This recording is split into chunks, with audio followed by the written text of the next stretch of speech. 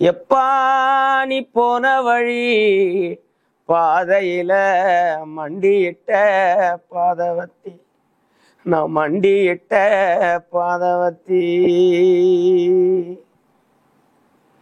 ஐயாவும் புஞ்சிரிப்பு ரேகையில தீக்குளிச்ச பாதவத்தி, நான் தீக்குளிச்ச பாதவத்தி. ஒத்த பணக்கீத்துக்குள்ள ஒத்த ரூபா மின்னையில 10 பணம் கேக்குமுன்னு பாதவத்தி நம்பலையே, நாம் பாதவத்தி நம்பலையே, நாம் பாதவத்தி நம்பலையே. பட்ட மரம் காய்க்குமுன்னு 10 கதை கேட்டிருந்தேன், மொத்த மரம் போகும்னு பாதவத்தி நம்பலையே, நாம் பாதவத்தி நம்பலையே, நாம் பாதவத்தி நம்பலையே.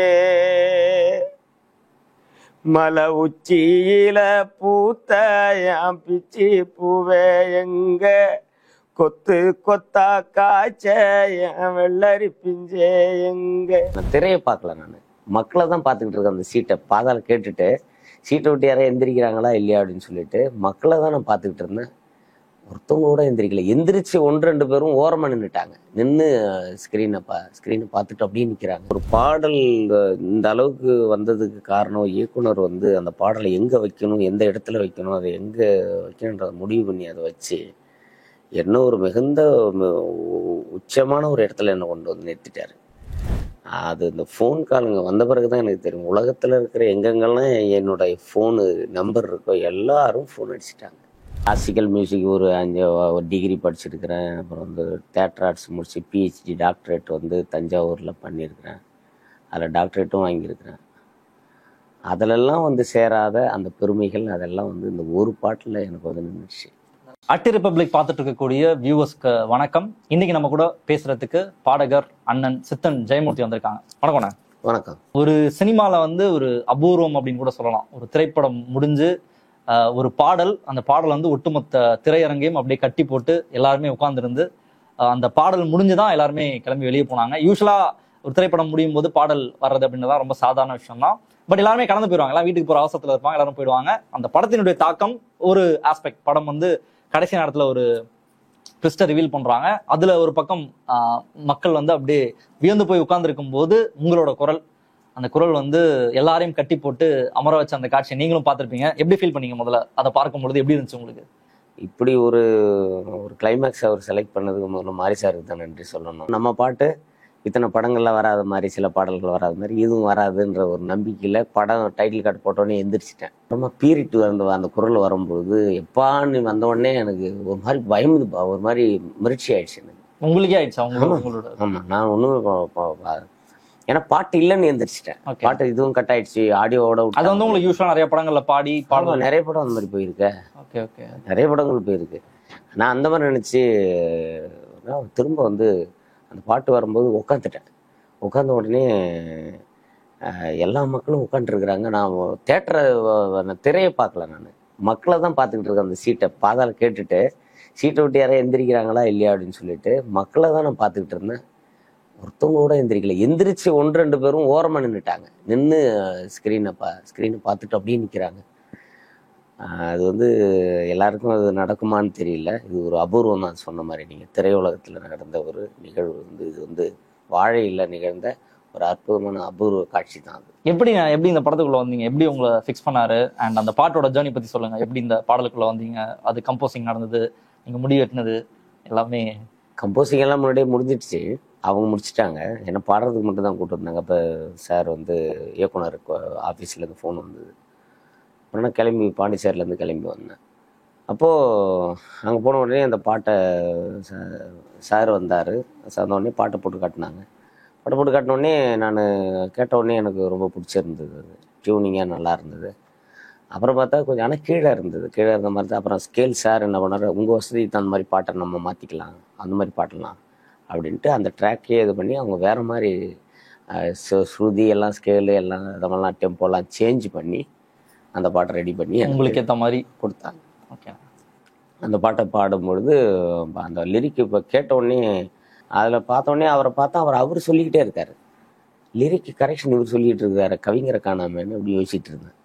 அப்புறம் பார்த்தா தெரியுது இயக்குனர் தான் அதை வந்து எழுதினார் அப்படின்னு. எழுதி அந்த இசையோட பாடிட்டு நான் சந்தோஷமாக சொல்லிட்டு வெளியே கிளம்பிட்டேன், ஊருக்கு வந்துட்டேன். அவருக்கு மகிழ்ச்சி அடைஞ்சார், எனக்கும் பெரிய மகிழ்ச்சி. அப்புறம் திடீர்னு ப்ரொமோ ஷூட்டுக்கு வரணும்னு ஒரு மாதம் கழிச்சு என்னை கூப்பிட்டாங்க. அப்போ ப்ரொமோ ஷூட்டுக்கு வரணும்னா டேட் அப்படி தள்ளி போச்சு. அப்புறம் எனக்கு திடீர்னு சுவிட்சர்லாந்து போகிறதுக்கான நிகழ்ச்சிக்கு போகிறதுக்கான ஒரு 10 நாள் 15 நாள் அதில் போயிடுச்சு. அப்புறம் தள்ளி வச்சு மறுபடியும் கூப்பிட்டாக்கா ஷூட்டு சென்னையில் இல்லைங்க, திருநெல்வேலியிலன்னாங்க.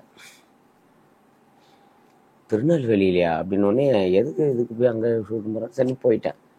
அப்புறம் போனால் அதான் தெரியுது அங்கே மக்கள்லாம் இருக்கிறாங்க, பெரிய சினிமாவுக்கான சினிமா கேமரா எல்லாமே, பெரிய கேமரா எல்லாமே பார்த்தோடனே பிரம்ம இப்படி ஒன்று பண்ணுறாங்க பொழுது, பிரம்மாண்டமாக பண்ணுறாங்க பொழுது நினச்சி அந்த படத்தில் வரீங்க உங்களுக்கு அப்போ தெரியாதா? அப்படின்னு தெரியாது, படத்தில் தெரியாது. படத்தில் தான் பார்த்தீங்களா? இல்லை, படத்தில் தான் பார்த்தேன். ஓகே. படத்தில் நான் வரேன்றது படத்தில் வந்து உட்காந்து பார்த்த பிறகு தான் தெரியும். நான் ப்ரொமோ இப்போ எடுத்தாங்கல்ல, அதுக்கு பிறகு அதை முடிச்சுட்டு வந்தேன். அதுக்கு பிறகு ப்ரொமோ ஷூட் தனியாக எடுத்தாங்க, அங்கே அதை முடிச்சுட்டாங்க. அப்புறம் இங்கே வந்து எடுக்க சொல்கிறாங்களே என்னான்ட்டு எனக்கு டவுட்டு. அது சரியில்லை போல் இருக்கு, அதனால இது எடுக்கிறாங்க போல் இருக்கு, மறுபடியும் ப்ரொமோ ஷூட்டு ரீஷூட் எடுக்கிறாங்கன்னு நினச்சி தான் நான் வந்து எடுத்தேன். கடைசியில் ரீஷூட்டு எடுத்தது வந்து ப்ரொமோவுக்கும் எடுத்ததை படத்துக்கும் வச்சாங்கன்னு படத்தை பார்க்கும்போது தான் எனக்கு தெரியும். அதே எனக்கு சர்ப்ரைஸாக இருந்துச்சு. இது வந்து ஒரு ஒப்பாரி பாடலாம், ஒப்பாரி வடிவம் தான். மக்கள் இசை பாடல்களில் தாலாட்டு, வண்டிக்காரம் பாடல், சிந்து வகை, அப்புறம் வந்து களையெடுப்பு, நடவு, கும்மி பாட்டு, திருவிழா பாட்டு, சடங்கு பாட்டு, இப்படி பாட்டு நிறையா இருக்குது. துள்ளல் பாடல், அதாவது குறவங்குறத்தி ஆட்டம் பாடல், இந்த மாதிரி பல வகை இருக்குது. அந்த வகையில் வந்து இவங்க வந்து ஒப்பாரி வடிவத்தை தேர்ந்தெடுத்து அந்த இது ஒப்பாரி வடிவம் தான். பாடும்போதே அழுகிறதெல்லாம் அது அந்த ஒப்பாரி கூட வருமா, இல்லை அதை நீங்கள் எக்ஸ்ட்ராவா பண்ணுறதா அந்த பாட்டோட சேர்ந்து? இதில் பண்ணது வந்து நான் பண்ணது அது இல்லை, ஜென்ரலாகவே அப்படி தான் இருக்குன்னு நினைக்கிறேன். அந்த வடிவத்திலே நம்ம வந்து அழுகுற மாதிரி தான் இருக்கணுமா, இல்லை அது நம்ம பண்ணுறது? 2-3 விதம் இருக்கு, நிறைய விதங்கள் இருக்கு. சில பேர் என்ன பண்ணுவாங்க, ஜென்ஸ் பாடும்போது ஒப்பாரி பாடுவாங்க, பாடிட்டு ரிதமுக்கு இடம் கொடுப்பாங்க ஒப்பாரி பாட்டுக்கு. ஒரு சில ஒப்பாரி வந்து பெண்கள் பாடுறாங்கல்ல, பெண்கள் பாடும்போது ஒப்பாரி வந்து பாடிட்டு அவங்க அந்த மூக்கில் உள்ள அந்த சந்தி பாடி போடுவாங்க. அது வந்து வழக்கம். அதோட அந்த ராகத்தோட அது கூடியிருக்கும், புரியுதுங்களா? அதில் வந்து பாட்டு வந்து ஒப்பாரியில் வந்து நிறைய வகை இருக்கு, அதில் ஒரு வகை தான் அந்த ஒப்பாரி. அந்த பாடல் பாடிக்க. எப்பா நீ போன வழி பாதையில மண்டியிட்ட பாதவத்தி, நான் மண்டியிட்ட பாதவத்தி, ஐயாவும் புஞ்சிரிப்பு ரேகையில தீக்குளிச்ச பாதவத்தி, நான் தீக்குளிச்ச பாதவத்தி, ஒத்த பணக்கீத்துக்குள்ள ஒத்த ரூபா மின்னையில 10 பணம் கேக்குமுன்னு பாதவத்தி நம்பலையே, நாம் பாதவத்தி நம்பலையே, நாம் பாதவத்தி நம்பலையே, பட்ட மரம் காய்க்குமுன்னு 10 கதை கேட்டிருந்தேன், மொத்த மரம் போகும்னு பாதவத்தி நம்பலையே, நாம் பாதவத்தி நம்பலையே, நாம் பாதவத்தி நம்பலையே, மலை உச்சியில பூத்த என் பிச்சி பூவே எங்க, கொத்து கொத்தா காய்ச்ச என் வெள்ளரி பிஞ்சே எங்க. எப்படி அந்த ரியாக்ஷன்ஸ் எப்படி பார்த்துட்டு இருக்கீங்க இதுக்கு? என் வீட்டில் வந்தவங்க இப்போ நண்பர்கள் எல்லாம் கூட வந்துருந்தாங்க, எல்லாருமே அமைதியாக வந்தாங்க. ஒருவேளை பாட்டு பிடிக்கல போடுது, நமக்கு ஒரு மாதிரி இருந்தது, பாட்டு பிடிக்கல போல் இருக்குது, எல்லாம் மக்கள் அமைதியாக போகிறாங்க, என்னடா இப்படி ஒரு பாட்டை வச்சு காலி பண்ணிட்டாங்கன்ற மாதிரி நினச்சி போகிறாங்கன்னு நினச்சேன். வெளியில் வந்து நின்னா எல்லாருமே வந்து கை கொடுத்தாங்க. நண்பர்கள், என் வீட்டில் இருந்து வந்தவங்க ரொம்ப வித்தியாசமாக இருக்குது பாட்டு, இது மாதிரி இது வரைக்கும் வரல, உங்களுக்கு இது ஒரு பெரிய மைல்கல்லாக இருக்கும் அந்த பாட்டுன்னு சொன்னாங்க. அப்போ அந்த பாட்டை வந்து எனக்கு மிகவும், அதாவது அவன் அப்போ கூட கொஞ்சம் சரி நம்ம தெரிஞ்சவங்க சொந்தக்காரன்ற மாதிரி சொல்கிறாங்கன்னு நினச்சிட்டு போயிட்டேன். மறுநாள் காலையில் சந்தோஷ் நாராயண் சார் ஃபோன் அடித்தார். ஃபோன் எனக்கு வாழ்த்து சொன்னவர் அவர் தான். அடித்து இது மாதிரி பாட்டு நல்லா வந்திருக்கையா, நல்லா இருக்கு, எப்படி இருக்கு அப்படின்னாரு. அப்புறம் ரொம்ப நல்லா இருக்குங்க, ரொம்ப சிறப்பாக இருக்கு, கலக்கிட்டீங்க அப்படின்னா. நான் எங்க நீங்கள் தான் அப்படின்னு சொல்லிட்டு அவர் ரொம்ப நம்ம மகிழ்ச்சியாக பேசிட்டு இருந்தார். அப்போ வந்து ஒரு பாடல் இந்த அளவுக்கு வந்ததுக்கு காரணம் இயக்குனர் வந்து அந்த பாடலை எங்கே வைக்கணும், எந்த இடத்துல வைக்கணும், அதை எங்கே வைக்கணுன்றதை முடிவு பண்ணி அதை வச்சு என்ன ஒரு மிகுந்த உச்சமான ஒரு இடத்துல என்னை கொண்டு வந்து நிறுத்திட்டார். அது இந்த ஃபோன் காலுங்க வந்த பிறகு தான் எனக்கு தெரியும். உலகத்தில் இருக்கிற எங்கெங்கெல்லாம் என்னுடைய ஃபோனு நம்பர் இருக்கோ எல்லாரும் ஃபோன் அடிச்சிட்டாங்க அவங்கவுங்க நேரத்துக்கு. இந்த படத்தை பார்த்தோம், அப்படி இருக்கு அப்படி இருக்கு, உங்களுடைய பாடல் நீங்கள் பாடினது அந்த படத்தில் ரொம்ப நல்லா இருந்துச்சுன்ட்டு பெரிய வாழ்த்து. இந்த வாழ்த்தை வந்து என்னுடைய 33 வருஷம் இதில் நான் பயணிச்சிருக்கிறேன். இசையில் வந்து கிளாசிக்கல் மியூசிக் ஒரு டிகிரி படிச்சிருக்கிறேன். அப்புறம் வந்து தேட்டர் ஆர்ட்ஸ் முடிச்சு பிஹெச்டி டாக்டரேட் வந்து தஞ்சாவூரில் பண்ணியிருக்கிறேன். அதில் டாக்டரேட்டும் வாங்கியிருக்கிறேன். அதிலெல்லாம் வந்து சேராத அந்த பெருமைகள் அதெல்லாம் வந்து இந்த ஒரு பாட்டில் எனக்கு வந்து நின்றுச்சு. அது மிகப்பெரிய எனக்கு வரப்பிரசாதம். ஒரு 33 ஆண்டு கால பயணம். சின்ன வயசுலேயே நிகழ்ச்சி பாட ஆரம்பிச்சிட்டேன் மேடைகளில்.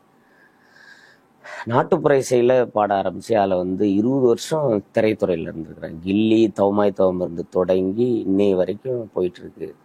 வருத்தப்படா வாலிபர் சங்கத்தில் இந்த பொண்ணுங்களே படி தான், அப்புறம் வந்து ஜிகிரு தோஸ்து, நம்ம வீட்டு பிள்ளையில், இப்படி பல படங்கள் அப்படி நிறைய படம் இருந்தாலும் கூட ஒரு மிகப்பெரிய ஒரு உச்சத்தை வந்து இன்னைக்கு இந்த பாடல் கொடுத்துருக்குதுன்னா இந்த மண்ணுக்கான, இந்த மக்களுக்கான இசை திரை உலகத்தில் கொடி கட்டி பறக்குதுன்னு அடையாளம்.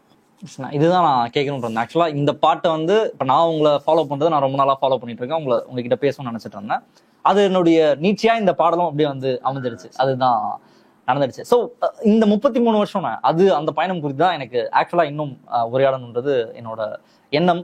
யூஸ்வலா இப்போ ஒரு பாடல் பாடுறாங்க, திரையுலகத்துல பாடுறாங்க அப்படின்னா அவங்க எங்கேயாவது பாட்டு கிளாஸ் போயிருப்பாங்க, எங்கேயாவது படிச்சிருப்பாங்க, பாட்டு கத்துட்டு இருப்பாங்க, அதுக்கப்புறம் வெளியே வந்திருப்பாங்க, அவங்கள பத்தி டேட்டாவும் இருக்கும். இப்போ நான் உங்களை பத்தி கேட்கறதுக்கு நான் நிறைய டேட்டா தேடுறேன், பெரிய அளவில் எனக்கு வந்து கிடைக்கல. உங்களை பத்தி இப்போ நீங்களே சொன்னாதான் எனக்கு வந்து இப்போ நீங்க சொன்னது எல்லாமே நீங்க டாக்டர் பட்டம் வாங்கியிருக்கீங்க அப்படின்றத பார்த்தேன். திரை இசை, மக்கள் இசை, அப்புறம் தமிழ் இசை அப்படின்னு சொல்றீங்க. இந்த மாதிரி நிறைய விஷயம் சொல்றீங்க. உங்களோட ஜேர்னி பத்தி சொல்லுங்க. எப்படி நீங்க பாடலை வந்து தேர்வு பண்ணீங்க, எப்படி நீங்க பாட்டு கத்துக்கிட்டீங்க, எப்படி நீங்க இந்த இசைத்துறைக்குள்ள எப்படி வந்தீங்க? அது பள்ளி பருவத்துல இருந்து தொடங்கினது தான். முதல் பரிசு வாங்கி அதுல இருந்து நம்ம அதெல்லாம் சும்மா சினிமா பாட்டு பாடி. ஆமா, சினிமா பாட்டு, பக்தி பாட்டு அந்த மாதிரி பாடி. நாட்டுப்புற பாட்டுலாம் அப்ப கிடையாது, பாடல் தெரியாது. சினிமா பாடல்கள் பாட தொடங்கி அதிலிருந்து பயணம் ஆரம்பிச்சது தான். அதுக்கடுத்து வந்து கல்லூரி பருவம் வரும்பொழுது இசைக்கல்லூரி படிக்கிறதுக்கு போறோம். அதெல்லாம் எப்படி ஒத்துக்கிட்டாங்க? ஒத்துக்க மாட்டாங்களே வீட்டுல. கல்லூரி போனோம்னா ஏதாவது பிஏ படிங்க, நீங்க ஏதோ படிக்க போறான் புள்ளன்னு நினைச்சிட்டாங்க. அவங்களுக்கு காலேஜ் போறதே ஓகேன்றது. காலேஜ் போறான், படிக்காத சுத்தி நின்றவங்க காலேஜ் போறான், ஒண்ணு புள்ள எங்க படிக்க உட்பட போகுதுன்ற மாதிரி அவங்களுக்கு சந்தோஷம். மற்றபடி அவங்களுக்கு வந்து இசைக்கல்லூரி படிக்கிறதுனால இது நடக்கும், இப்போ இது படித்தா இது நடக்கும், இதில் போனால் வேலைக்கு போகலாம், அதெல்லாம் எதுவுமே தெரியாது அவங்களுக்கு. அவங்க அப்பா அம்மா வந்து கூலி விவசாய குடும்பம், அவங்களுக்கு அதை பற்றிலே தெரியாது. அப்பாவுக்கும் தெரியாது, அம்மாவுக்கும் தெரியாது. ஆனால் சொல்லிக்கோங்க, நல்லா படிச்சுக்கப்பா, நல்லா படிச்சு ஃபேனு கீழே உட்காந்து வேலை செய்கிற மாதிரி படிச்சுக்கோ, டாக்டர் படிச்சுக்க, அவங்களுக்கு தெரிஞ்சது தான் படிச்சுக்கன்னு சொல்லுவாங்க. இசை பாடல்கள் பாட மேடைக்கு பயணம் பண்ண ஆரம்பித்தேன். மேடைக்கு பயணம் பண்ண பிறகு நாட்டுப்புற பாடல்கள் அப்பாலாம் கொஞ்சம் காதில் ஒலிக்குது, அது நல்லா இருக்குன்றது தெரியுது. சினிமா பாடல்கள் பாடிக்கிட்டு இருக்கிறேன். பாடிட்ட பிறகு ஒரு கட்டத்தில் நான் ரிஹர்சல் நடக்குது, திரைப்பட பாடல் ரிஹர்சல் நடக்குது. அங்கே வந்து படித்தவங்க ஒரு 2-3 பேர் மியூசிக் படித்தவங்க வந்தாங்க. நான் அப்போல்லாம் மியூசிக் படிக்கல. அப்போ ஏதோ பாட்டு பாடும்போது அவங்க தப்பாக பாடினாங்க, மியூசிக் படித்த அவங்க தப்பாக பாடினாங்க.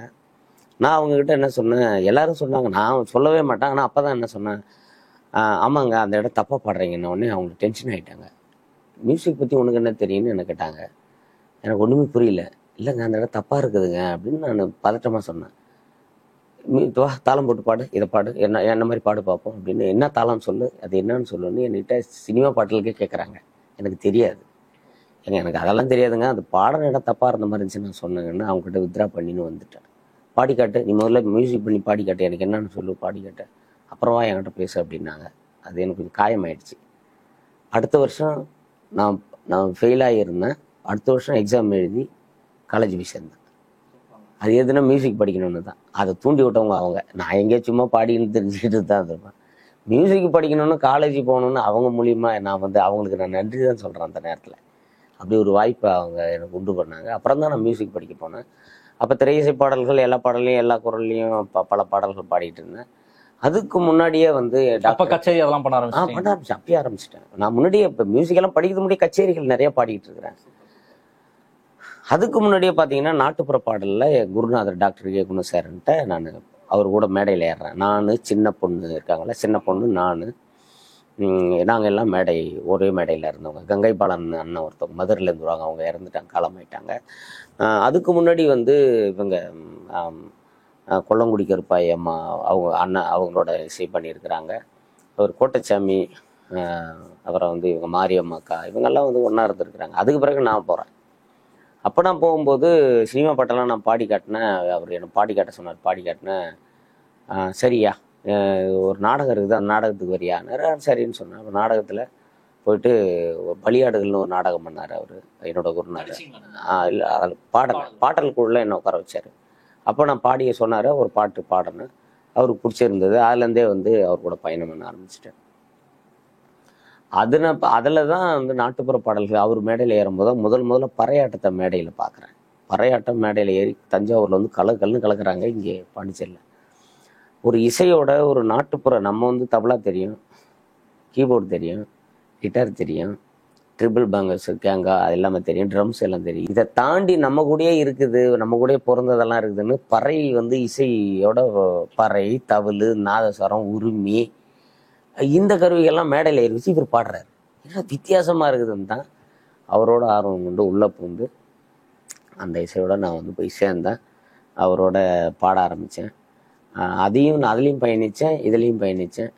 இதில் பயணிச்சுட்டு இருக்கும்போது தான் கல்லூரி படித்தேன். கல்லூரி படிச்சுட்டு அப்புறம் மேற்படிப்பு, அப்புறம் பிஹெச்டி. அப்படி வர்ற வேலையில் எனக்கு இப்போ கல்லூரி படித்து முடித்த உடனே கில்லியில் வாய்ப்பு கிடச்சிது. கில்லியும் தவமாய் தாமந்தும் வாய்ப்பு கிடச்சிது. அதில் பாட தொடங்கினது தான் திரையில். நாட்டுப்புற பாடல்கள் நிறைய அப்பப்போ கம்போஸ் பண்ணுவோம், பாடுவோம், பாடிக்கிட்டே இருக்கும். பறை பற்றி நீங்கள் பேசும்போது உங்களோட ஃபேமஸான பாட்டு எடுத்த அடிடா முப்பாட்டம் பறைய, அதெல்லாம் வந்து இதனோட இன்ஸ்பிரேஷன் தான். ஆமாம் ஆமாம், அதெல்லாம் நீங்கள் எழுதுவீங்களா?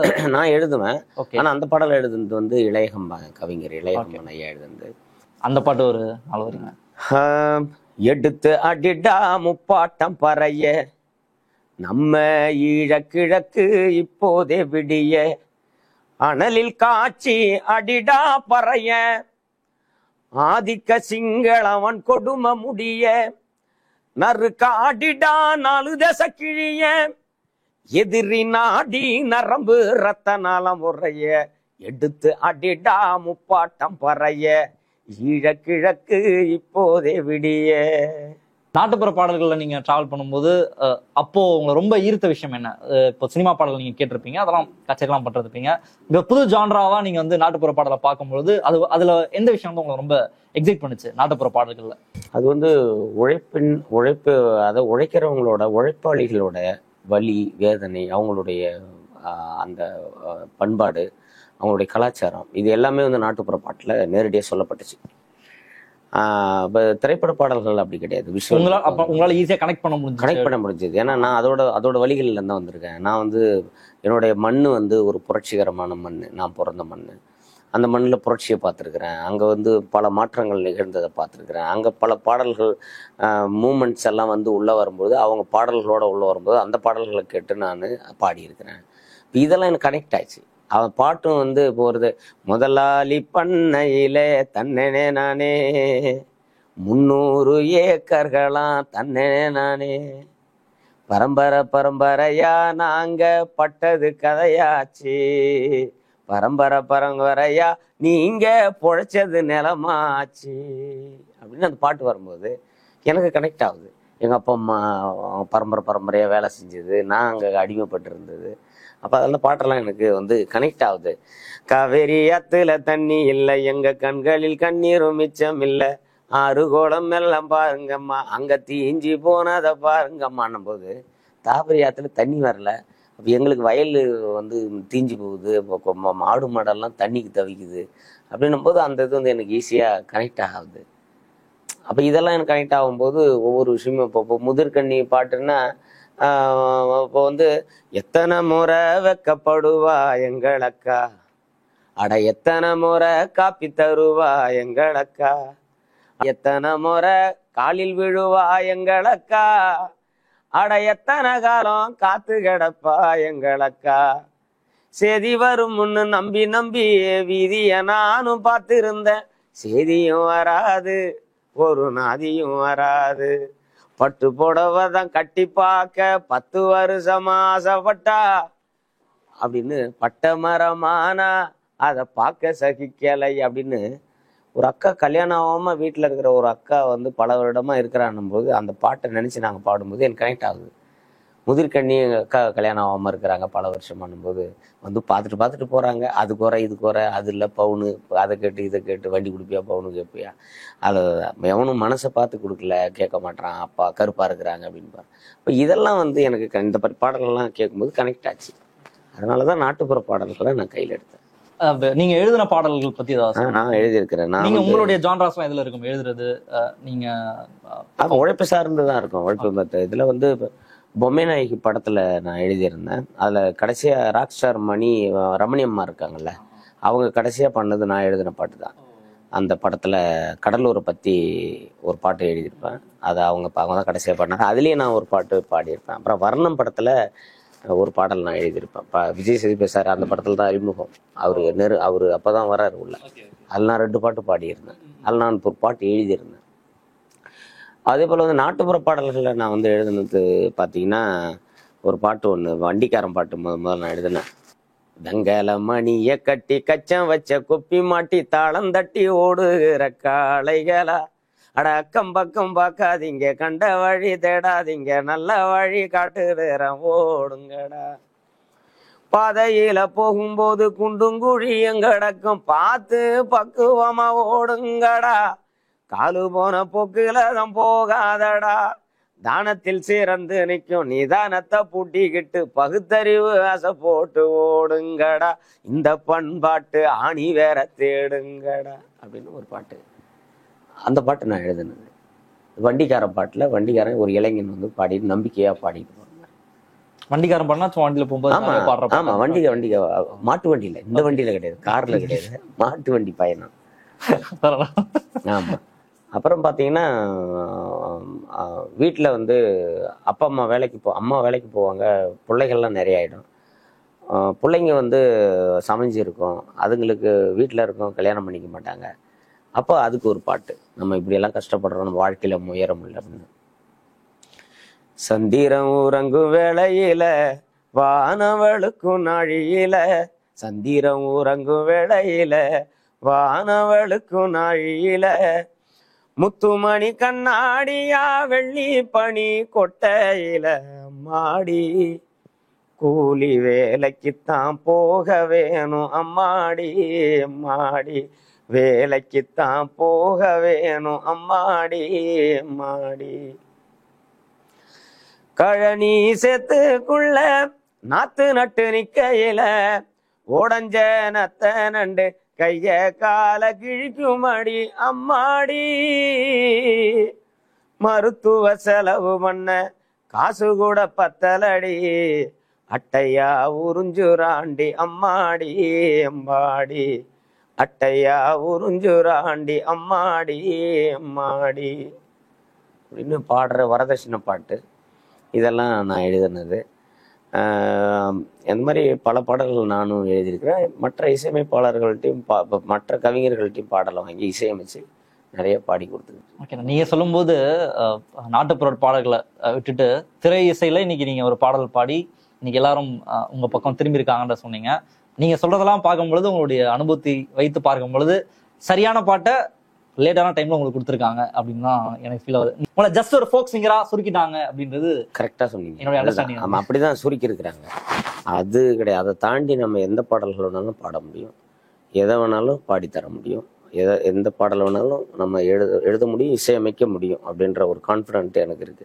நாட்டுப்புற பாடல் பாடுறீங்க, அதுக்கப்புறம் திரை இசையில உங்களுக்கான வாய்ப்பை நீங்க பெறுறீங்க, அதுக்கப்புறம் அங்க வந்து நீங்க பாடுறீங்க. அதுக்கப்புறம் பாக்குறேன் இப்போ யூடியூப் சேனல் வச்சிருக்கீங்க, அதுல உங்க பாடல் எல்லாத்தையும் போட்டு வச்சிருக்கீங்க.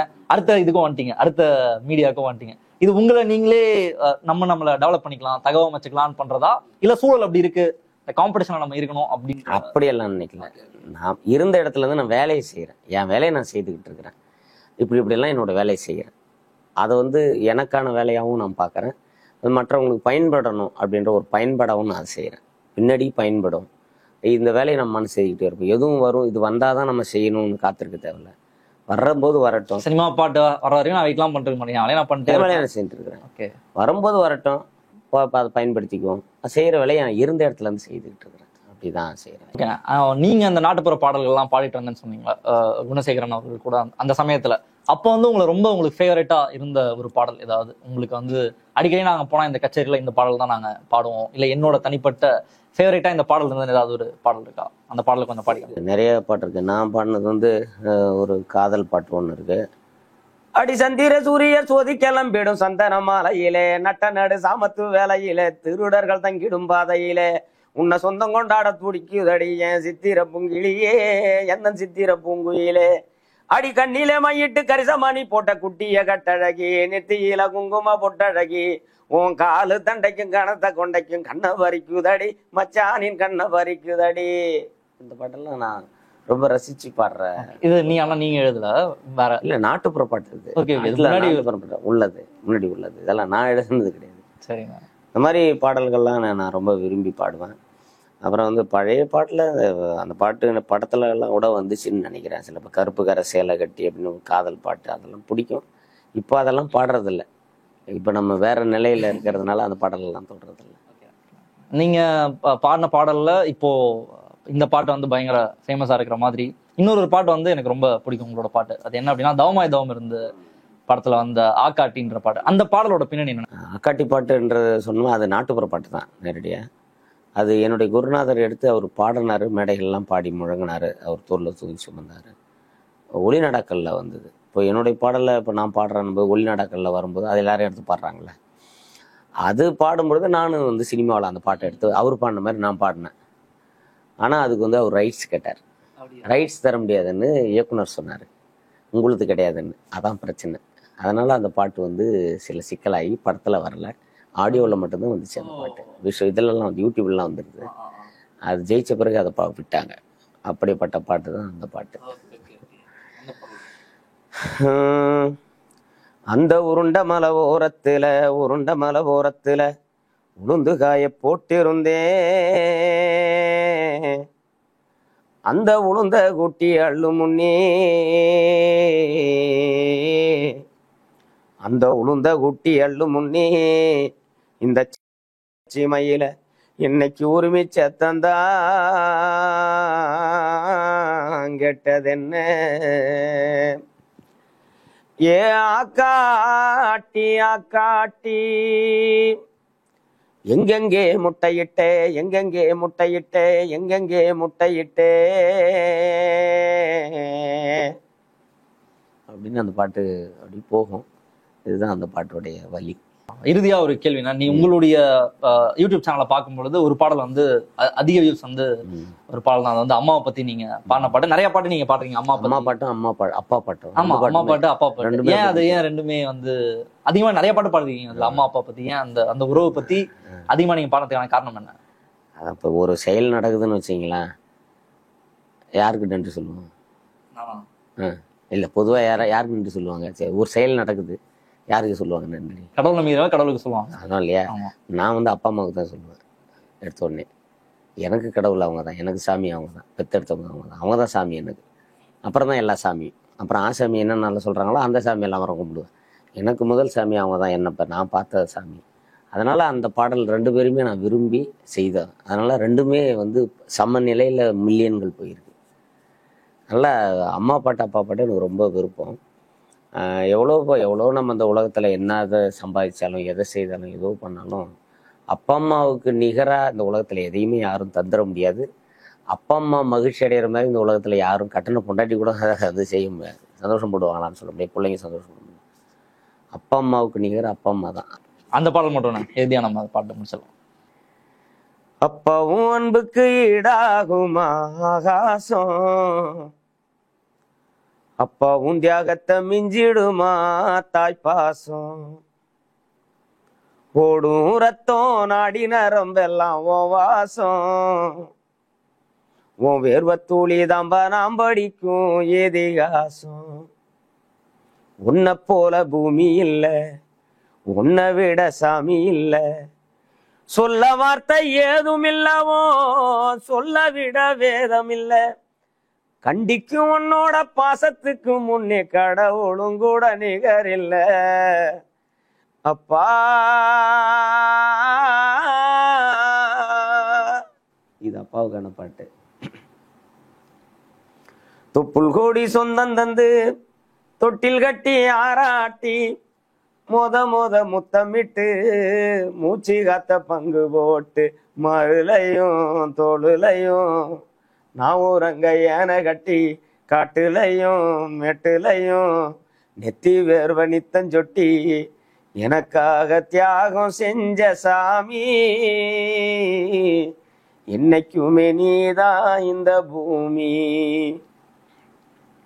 களை வெட்ட நெல்ல இருக்க கால் கடுக்க நீ நடப்ப எனக்கு நெல்லு சோறு பொங்கி தந்து நீச்ச தண்ணி நீ குடிப்ப, மாத்தி கட்ட இல்லாம விதியன்னு நீ இருப்ப எனக்கு செப்பு கட்டி வச்சிருந்து புது துணி நீ எடுப்ப, எனக்கு தலைவலின்னா கண்ணீரை நீ வடிப்ப, ஊருப்பட்ட சாமி கும்பிட்டு திருநீரு நீ முடிப்ப, என்ன தேச்சி தலை சீவி பள்ளிக்கு அனுப்பி வைப்ப, சாயங்காலம் வீடு வந்தா வாரி நெட்டி முறிப்ப, உத்தமிய நாம் படிக்க ஓடானி தெஞ்சியம்மா, உத்தமிய நாம் படிக்க ஓடானி தெஞ்சியம்மா, ஒத்த கல்லு மூக்குத்தியத்தாடகுல வச்சியம்மா,